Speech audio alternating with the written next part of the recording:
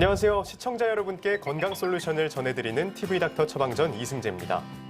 내 머릿속에 언제 터질지 모르는 시한폭탄이 있다. 이렇게 생각하면 정말 상상만으로도 아찔한데요. 실제로 이런 질환이 있다고 합니다. 특히 요즘 같은 환절기에 더 잘 나타날 수 있다고 하는 뇌동맥류가 바로 그건데요. 오늘은 뇌동맥류에 대해서 자세히 알아보겠습니다. 신경외과 전문의 김원기 선생님과 함께합니다. 안녕하세요. 안녕하세요. 네, 선생님 안녕하세요. 네, 반갑습니다. 요즘 같은 환절기, 일교차가 큰 날씨에 특히 좀 조심해야 할 질환이 뇌동맥류라고 들었습니다. 뇌동맥류 어떤 질환입니까? 류라고 하는 것이 한자에서 혹을 의미하는 것이고요. 뇌동맥류라고 하면 이제 뇌 동맥에 류처럼 부풀어 오르는 질환을 의미하는 것입니다. 혈관벽을 구성하고 있는 그 특정 부분이 부풀어 올라서 출혈을 일으킬 수가 있고요. 그렇게 되면은 뇌출혈이 발생할 수 있어서 아주 무서운 질환의 원인 질환으로 생각하시면 되겠습니다. 그렇군요. 그러면 환절기에 많이 발생한다라는 얘기가 나오는 그런 이유는 뭘까요? 뇌동맥류가 환절기에 잘 발생하는 것은 아니고요. 이제 그 파열되는 위험성이 환절기에 높아지기 때문에 이제 환절기 때 뇌동맥류의 위험성에 대해서 많이 언급되고 있는 것 같습니다. 환절기가 되면 이제 실내 온도와 실외 온도의 차이가 많이 커지게 되고요. 그렇게 되면은 우리 몸에 그 혈압의 변동이 커지게 됩니다. 그런 혈압의 변동이 뇌동맥류의 파열로 연결되는 것으로 생각되고 있습니다.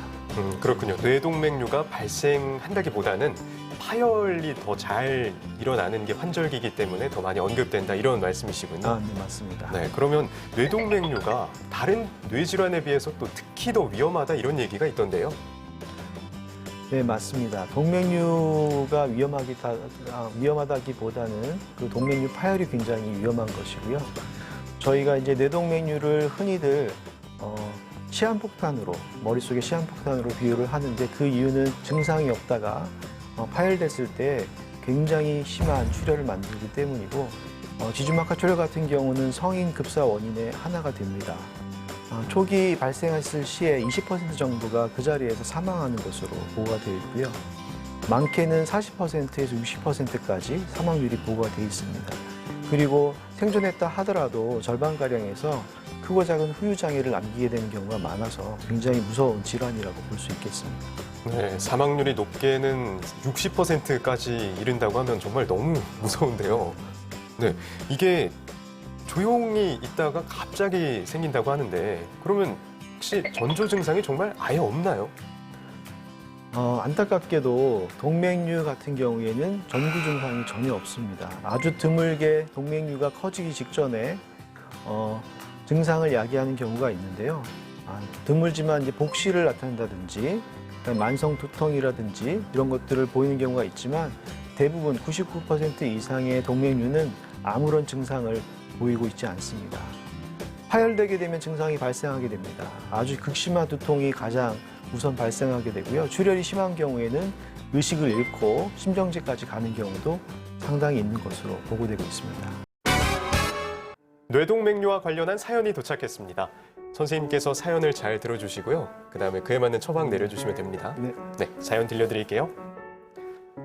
안녕하세요. 30대 여성입니다. 제가 어릴 때부터 정말 열렬히 연모하던 연예인이 있습니다. 바로 우리 개상이 오빠.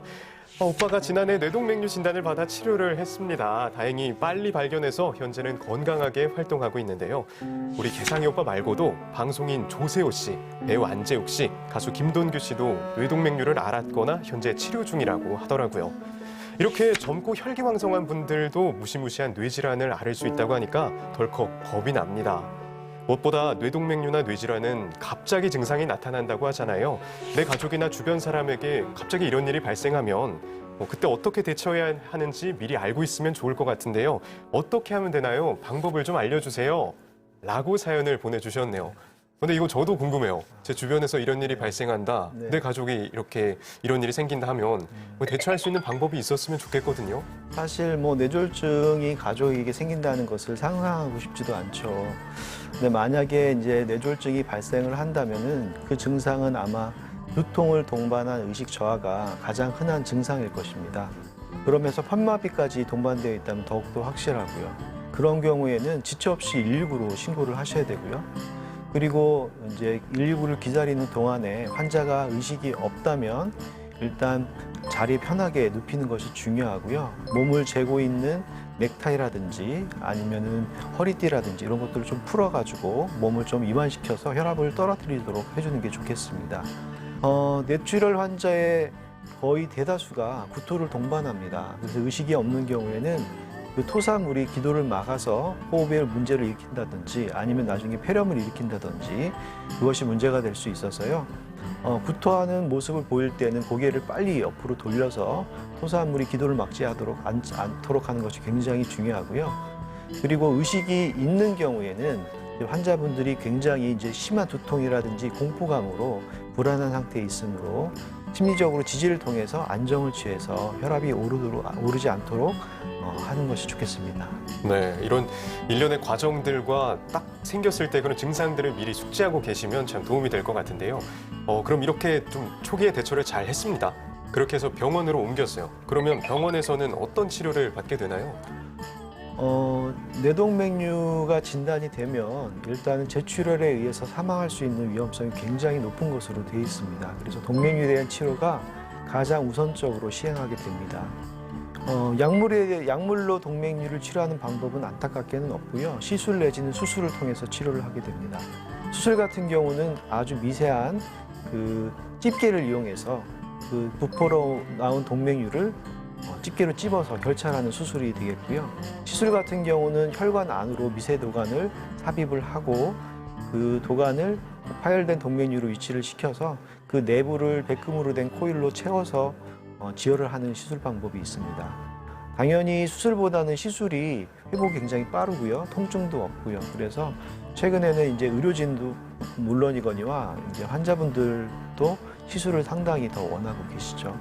뇌동맥류의 진단과 치료에 대해서 알아보고 있는데 정말 이걸 정말로 많이들 궁금해하실 것 같아요. 혹시 예방하려면 어떻게 해야 되나요?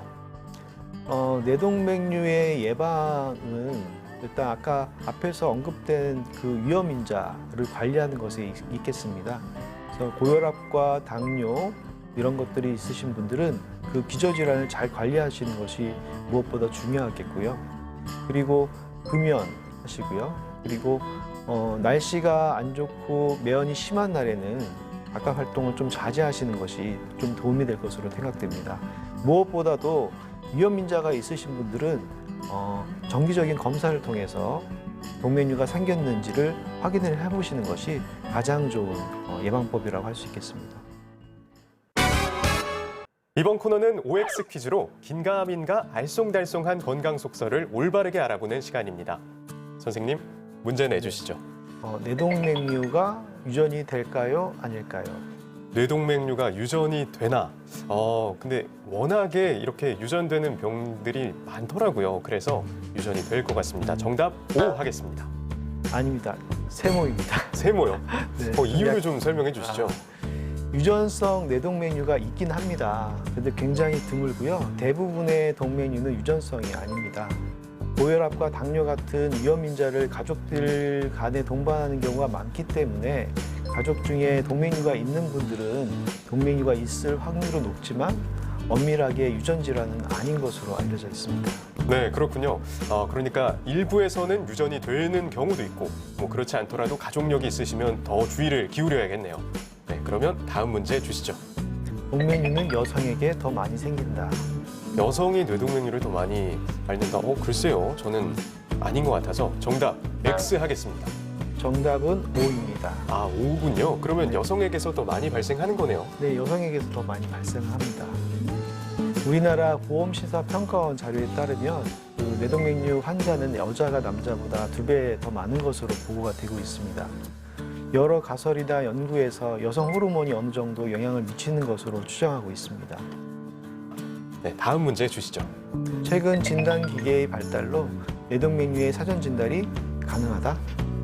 기계 발달로 미리 진단할 수 있다. 이거는 제가 희망을 가져보겠습니다. 정답 O입니다. 네, 맞습니다. 맞군요. 그러면 미리 좀 진단이 가능하네요. 맞습니다. 뇌동맥류 같은 경우에는 전조 증상이 없기 때문에 그 사전에 발견을 하는 것이 굉장히 중요한데요.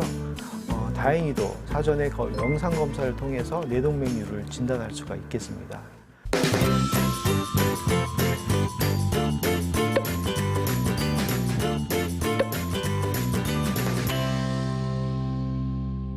TV닥터 처방전 벌써 마칠 시간이 됐습니다. 선생님 마지막으로 한 말씀 부탁드립니다.